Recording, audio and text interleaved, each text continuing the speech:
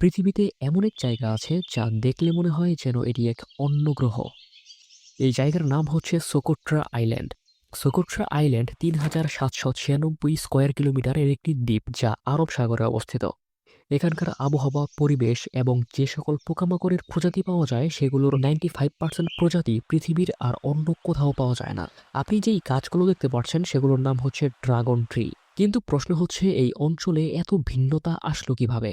এই জন্য আমাদেরকে যেতে হবে আজ থেকে 25 মিলিয়ন বছর আগে, যখন সোকোট্রা আইল্যান্ড আফ্রিকা মহাদেশের অংশ ছিল।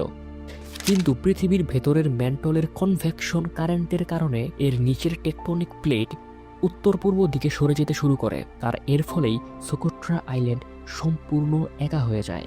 কয়েক কোটি বছর মূল ভূখণ্ড থেকে বিচ্ছিন্ন থাকার কারণে এখানে অদ্ভুত অদ্ভুত জীববৈচিত্র্য দেখা যায়, যা পৃথিবীর আর অন্য কোথাও দেখা যায় না। এইরকম ভিডিওর জন্য চ্যানেলটিকে সাবস্ক্রাইব করতেও ভুলবেন না।